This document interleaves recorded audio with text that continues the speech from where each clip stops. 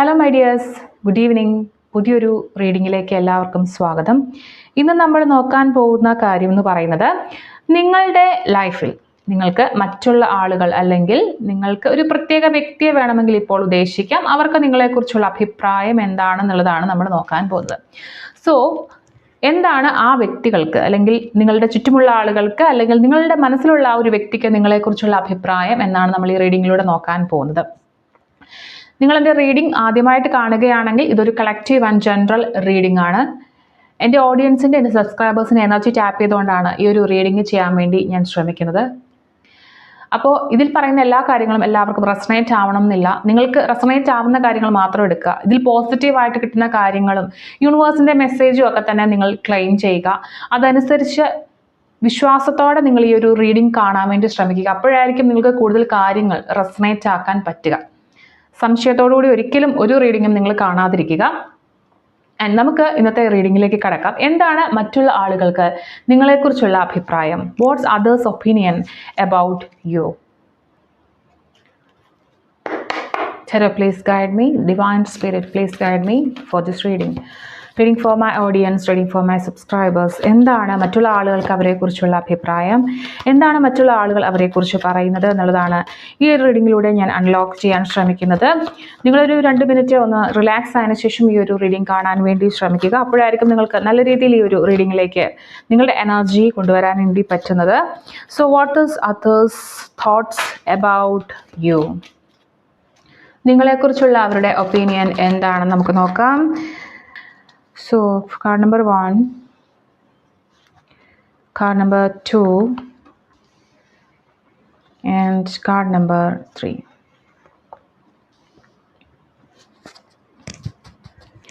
So അവരുടെ ഒരു first impression നിങ്ങളെ കാണുമ്പോൾ അല്ലെങ്കിൽ നിങ്ങളെ ആദ്യമായി കണ്ടപ്പോൾ ഉണ്ടായ നിങ്ങളെക്കുറിച്ചുള്ള ഒരു ഫസ്റ്റ് ഇംപ്രഷൻ എന്താണെന്ന് നോക്കാം.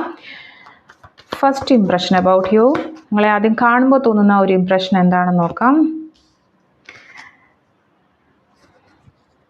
അവർ ഇപ്പോൾ നിങ്ങളെക്കുറിച്ച് എന്താണ് ചിന്തിക്കുന്നതെന്ന് നോക്കാം. ഇപ്പോൾ അവർക്ക് നിങ്ങളെക്കുറിച്ചുള്ള ചിന്ത എന്താണ്?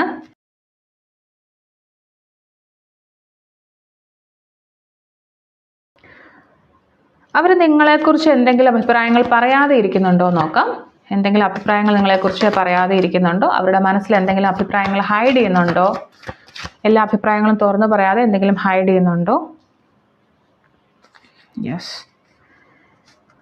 നിങ്ങളോടുള്ള അവരുടെ ഇൻറ്റൻഷൻ, അവർ നിങ്ങളുടെ ലൈഫിൽ എന്തിനാണ് വന്നിരിക്കുന്നത്, അല്ലെങ്കിൽ നിങ്ങളെക്കൊണ്ട് അവർക്ക് എന്താ ആവശ്യമാണുള്ളത്, നിങ്ങളെക്കൊണ്ടുള്ള ഉദ്ദേശം എന്താണെന്ന് നോക്കാം.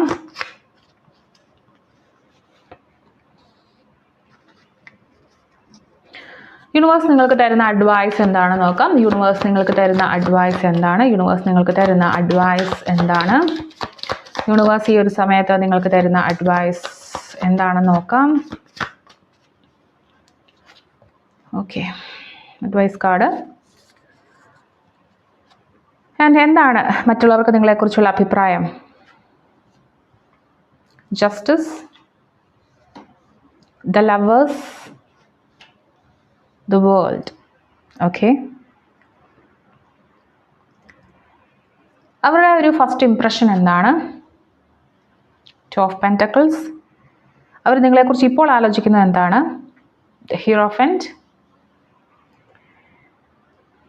ഇപ്പോൾ അവർ പറയാത്ത അഭിപ്രായം അല്ലെങ്കിൽ ഹൈഡ് ചെയ്യുന്ന അഭിപ്രായം എന്താണ്? അവരുടെ ചില കാര്യങ്ങൾ ഹൈഡ് ചെയ്യുന്നുണ്ട്. ആൻഡ് അവരുടെ ഇൻറ്റൻഷൻ, നിങ്ങളോടുള്ള ഉദ്ദേശം എന്താണ്? പേജ് ഓഫ് ഫോൺസ് ആണ്. ആൻഡ് ഇപ്പോൾ നിങ്ങൾക്ക് യൂണിവേഴ്സ് തരുന്ന അഡ്വൈസ് എന്താണ്? 4 ഓഫ് പെൻറ്റക്കിൾസ് എന്നുള്ളതാണ്. സോ നിങ്ങളുടെ ചുറ്റുപാടുമുള്ള ആളുകൾക്ക് നിങ്ങളെക്കുറിച്ചുള്ള അഭിപ്രായം എന്താണെന്ന് നമുക്ക് നോക്കാം. ഈ ഒരു റീഡിങ്ങിൽ നിങ്ങളുടെ ബോട്ടം ഓഫ് ദി ഡെക്ക് വന്നിരിക്കുന്ന ഒരു കാർഡ് എന്ന് പറയുന്നത് 5 ഓഫ് സോർട്സിൻ്റെ ഒരു എനർജിയാണ്. സോ ഒരു ടെൻഷൻ ഇവിടെ കാണുന്നുണ്ട്. ഇതൊരു പറഞ്ഞു തീർത്തിട്ടില്ലാത്ത എന്തോ ചെറിയൊരു പ്രശ്നം, ഒരു ഈഗോ.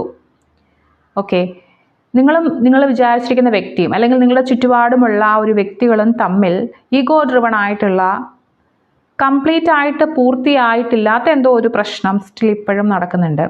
എന്ത് വില കൊടുത്തും വിജയിക്കുക എന്നുള്ളൊരു എനർജിയിലായിരിക്കും ആ ഒരു വ്യക്തി അല്ലെങ്കിൽ നിങ്ങൾ നിൽക്കുക. നിങ്ങൾ തമ്മിലുള്ള പ്രശ്നത്തിൻ്റെ ഇടയ്ക്ക് എന്ത് വില കൊടുത്തും വിജയിക്കുക. അവിടെ നിങ്ങളിൽ ഒരാൾ നല്ല സെൽഫിഷ് ആവുന്നുണ്ട്. ഓക്കെ, ഇതൊരു സിമ്പിൾ കണക്ഷനായിട്ട് തോന്നുന്നില്ല. ഇവിടെ നിങ്ങൾ ഇമോഷണലി അപ്സെറ്റ് ആവുന്നുണ്ടായിരിക്കും ഈ ഒരു വ്യക്തിയുടെ കാര്യത്തിൽ. മേ ബി സൈലൻ്റ് ആയിട്ടുള്ള കോൾഡ് വാറൊക്കെ നിങ്ങൾ തമ്മിൽ നടക്കുന്നുണ്ടായിരിക്കും. നിങ്ങൾ ഒരു സ്ഥലത്ത് ഒരുമിച്ച് പോകുമ്പോൾ നിങ്ങളും രണ്ടുപേരും രണ്ട് ഡയറക്ഷനിൽ നിൽക്കാനായിട്ടാണ് സാധ്യത.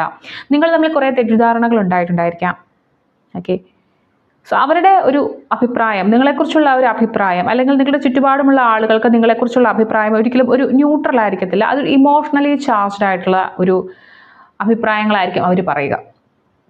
ഓക്കെ, സോ നിങ്ങളുടെ ചുറ്റുപാടുമുള്ള ആളുകൾ എന്ത് വില കൊടുത്തും ജയിക്കുമെന്നുള്ള ഒരു എനർജിയിൽ നിൽക്കുമ്പോൾ നിങ്ങളും ഇവിടെ ചിലപ്പോൾ സെൽഫിഷ് ആകേണ്ടതായിട്ട് വരാറുണ്ട്. ഓക്കെ, അങ്ങനെ വിട്ടുകൊടുക്കുകയാണെങ്കിൽ എപ്പോഴും നിങ്ങൾക്കായിരിക്കും നിരാശ. മറ്റുള്ള ആളുകൾക്കിടയിൽ ഇവർക്ക് പറഞ്ഞു ജയിക്കാൻ, അല്ലെങ്കിൽ അവരാണ് ശരിയെന്ന് പറഞ്ഞു വാദിച്ച് ജയിക്കാനുള്ള ഒരു കഴിവുണ്ട്. ഓക്കെ, ചിലപ്പോൾ ഒരു സമൂഹത്തിനിടയിൽ ചിലപ്പോൾ നിങ്ങളിപ്പോൾ ഒന്ന് ഒറ്റപ്പെട്ട് നിൽക്കുമായിരിക്കും.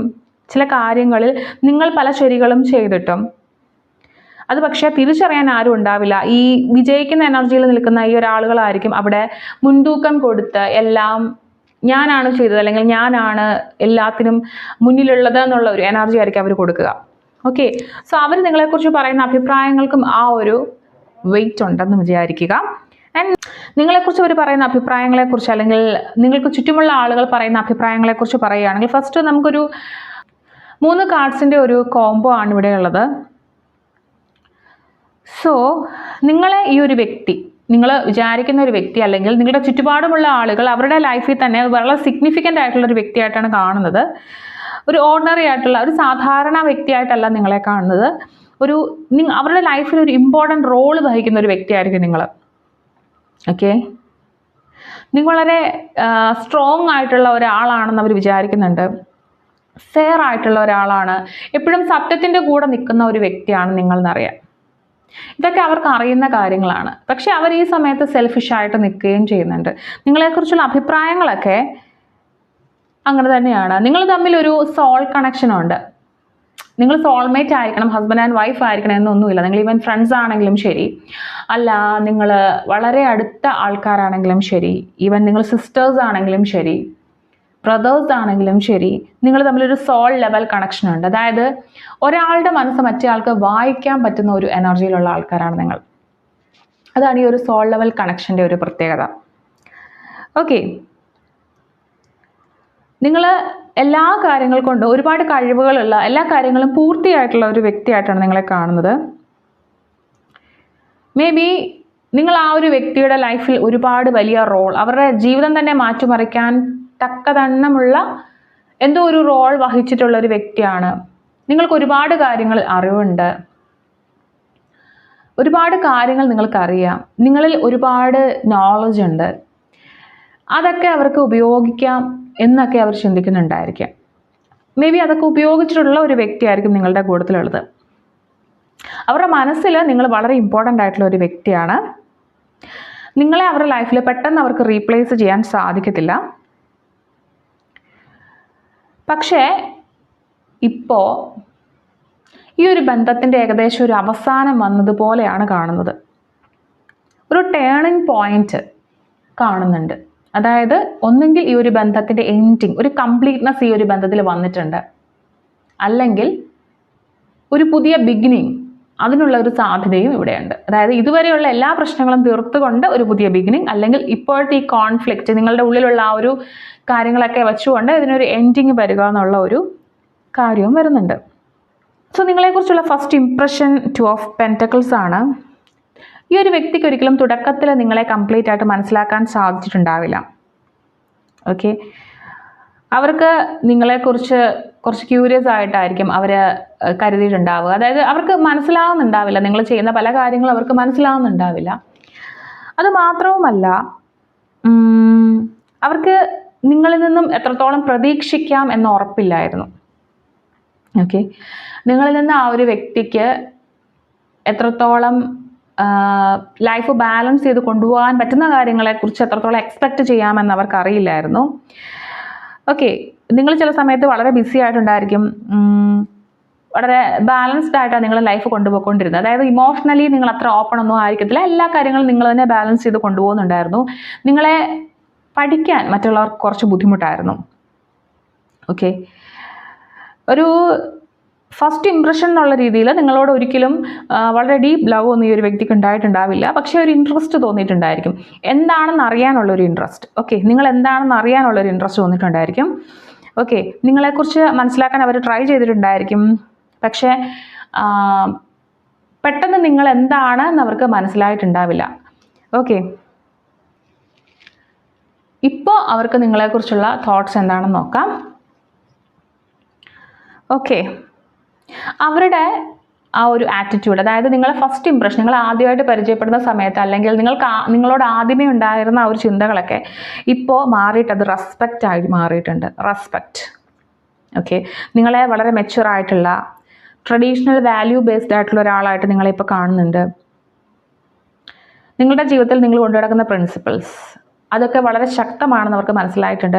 മേ ബി ആദ്യം നിങ്ങളെ തള്ളി പറഞ്ഞിട്ടുണ്ടായിരിക്കും, നിങ്ങൾ പറയുന്ന കാര്യങ്ങളൊക്കെ കേൾക്കുമ്പോൾ വളരെ നിസ്സാരമായിട്ട് അല്ലെങ്കിൽ ഒരു സില്ലി മട്ടിൽ കണ്ടിട്ടുണ്ടായിരിക്കും. പക്ഷെ ഇപ്പോൾ വർഷങ്ങൾ കഴിഞ്ഞപ്പോൾ അല്ലെങ്കിൽ കാലങ്ങൾ കഴിഞ്ഞപ്പോൾ നിങ്ങൾ പറഞ്ഞിരുന്നതൊക്കെ യാഥാർത്ഥ്യമാണ്.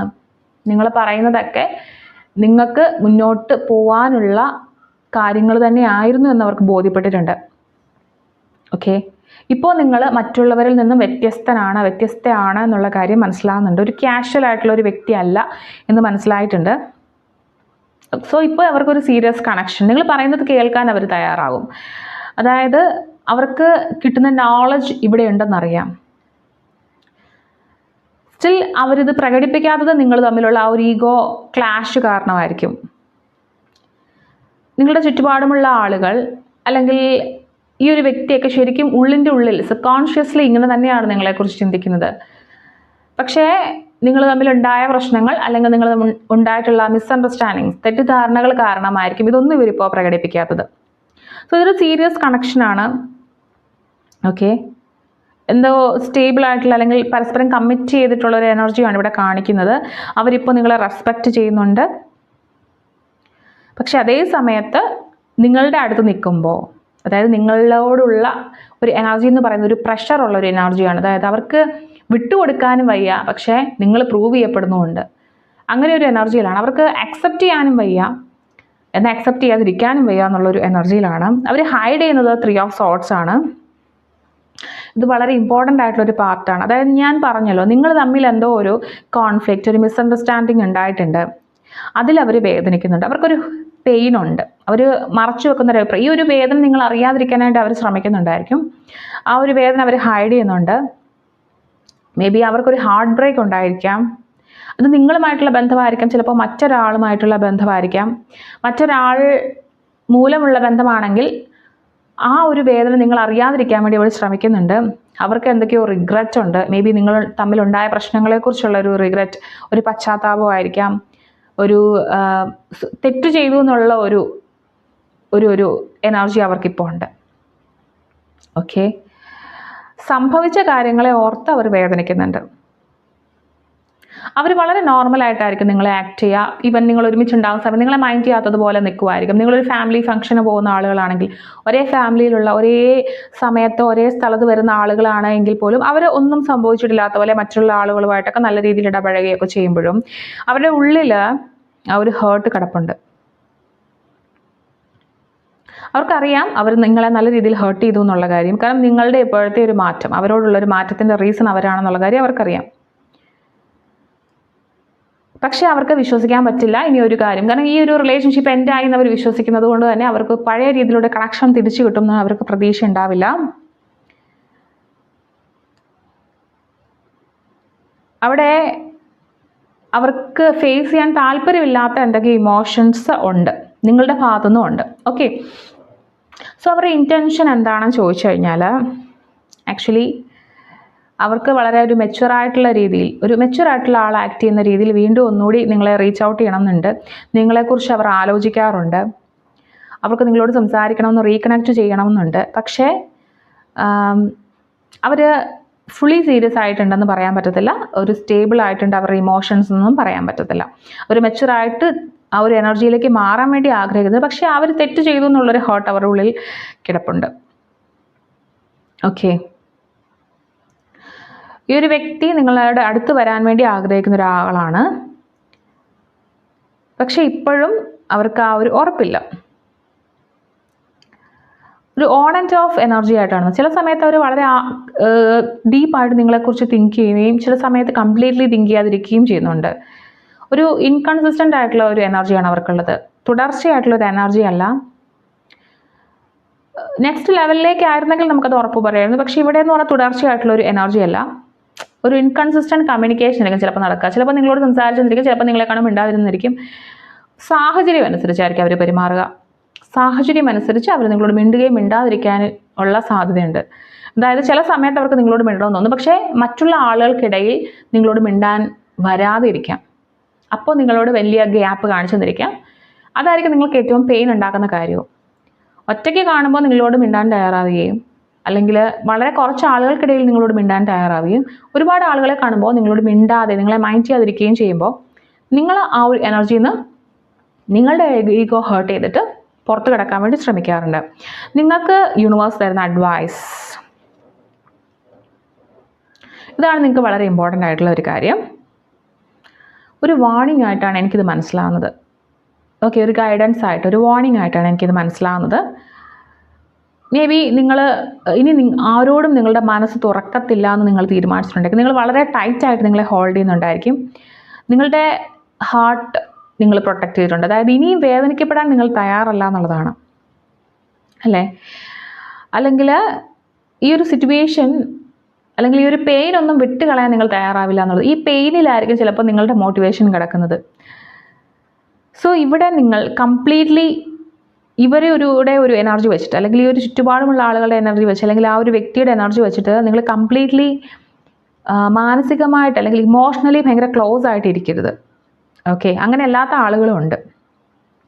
പക്ഷേ നിങ്ങളോട് പ്യുവർ എനർജി അല്ലാത്ത കാര്യങ്ങളുമായിട്ട് കംപ്ലീറ്റ് ആയിട്ട് ഇൻവോൾവ് ചെയ്യാൻ പോവുകയും ചെയ്യരുത്. അതായത് നിങ്ങൾക്ക് ആവശ്യമില്ലാത്ത സ്ഥലങ്ങളിൽ നിങ്ങളുടെ എനർജി സ്പെൻഡ് ചെയ്യാതിരിക്കുക. എല്ലാ ആളുകളും ഒരുപോലെയാണെന്ന് കരുതുകയും ചെയ്യരുത്. പക്ഷേ അനാവശ്യമായിട്ടുള്ള നിങ്ങൾക്ക് എക്സ്പീരിയൻസ് ഉണ്ടായിട്ടുള്ള ഫീൽഡുകളിൽ നിങ്ങൾ എന്ത് ചെയ്യരുത്, വീണ്ടും നിങ്ങളുടെ എനർജി അവിടെ ഇൻവോൾവ് ചെയ്യിക്കരുത്. നിങ്ങളുടെ എനർജിയെ നിങ്ങൾ പ്രൊട്ടക്റ്റ് ചെയ്തോളുക. ഓവർ ഇൻവെസ്റ്റ് ചെയ്യരുത്. അവരുടെ എനർജി ഇൻകൺസിസ്റ്റൻ്റ് ആണ്, തുടർച്ചയായിട്ടുള്ള ഒരു ബന്ധമല്ല ഇപ്പോൾ ഉള്ളതെങ്കിൽ നിങ്ങൾ വീണ്ടും പഴയ പോലെ റീഇൻവെസ്റ്റ് ചെയ്യാൻ നിൽക്കരുത്. നിങ്ങളുടെ വാല്യൂ നിങ്ങൾ മെയിൻറ്റെയിൻ ചെയ്യുക. അതായത് നിങ്ങൾക്കൊരു വിലയുണ്ട്, സമൂഹത്തിലാണെങ്കിലും ശരി, നിങ്ങളുടെ ലൈഫിലാണെങ്കിലും ശരി, സ്വയമേ നിങ്ങൾക്കൊരു വിലയുണ്ട്. ആ വില നിങ്ങൾ കീപ്പ് ചെയ്യുക. ഓക്കെ, സോ ഈ ഒരു വ്യക്തിയുടെ ഒപ്പീനിയൻ വളരെ ഡീപ്പാണ്. നിങ്ങളെക്കുറിച്ചുള്ള ഉള്ളിലുള്ള അഭിപ്രായങ്ങൾ ഇതൊക്കെയാണ്. നിങ്ങളെ വളരെ റെയർ ആയിട്ടുള്ള, വളരെ മീനിങ് ഫുൾ ആയിട്ടുള്ള, അവർക്ക് മറക്കാൻ കഴിയാത്തൊരു വ്യക്തിയായിട്ട് തന്നെയാണ് നിങ്ങളെ കാണുന്നത്. പക്ഷേ അതേ സമയത്ത് അവിടെ പെയിനുണ്ട്, അവർക്ക് കൺഫ്യൂഷനുണ്ട്, അവർ ഇമോഷണലി അത്ര ബാലൻസ്ഡും അല്ല. ഈ ഒരു റിലേഷനെ കുറിച്ച് ആലോചിക്കുമ്പോൾ അവർ റെസ്പെക്റ്റ് ചെയ്യുന്നുണ്ട് ഇപ്പോൾ. കാരണം ആ ഒരു ലെവലിൽ നിങ്ങൾ എത്തിയിട്ടുണ്ടെന്നുള്ളതാണ്. നിങ്ങൾ പറഞ്ഞ കാര്യങ്ങൾ നിങ്ങൾ അതേപടി പാലിക്കുന്നുണ്ട്. ഓക്കെ, അവർ ചില അട്രാക്ഷൻസ് നിങ്ങളോട് തോന്നുന്നുണ്ട്, പക്ഷെ അതത്ര കൺസിസ്റ്റൻ്റ് അല്ല. ഓക്കെ, സോ അവർക്ക് തിരിച്ചു വരാനുള്ളൊരു ചാൻസ് ഉണ്ടെങ്കിൽ ഒരു കൺസിസ്റ്റൻ്റ് എനർജിയുമായിട്ട് വരട്ടെ. അതുവരെ വെറുതെ നിങ്ങളുടെ എനർജി അവിടെ റീഇൻവെസ്റ്റ് ചെയ്യാൻ പോവരുത്. ഓക്കെ, സോ ഇതൊരു ടാരോ ഗൈഡൻസ് മാത്രമാണ്. നിങ്ങൾക്ക് എന്ത് വേണമെങ്കിലും ലൈഫിൽ തീരുമാനം എടുക്കാവുന്നതാണ്. അപ്പോൾ ഇന്നത്തെ നിങ്ങളുടെ റീഡിംഗ് ഇതാണ്. നമുക്ക് മറ്റൊരു റീഡിങ്ങുമായിട്ട് വീണ്ടും കാണാം.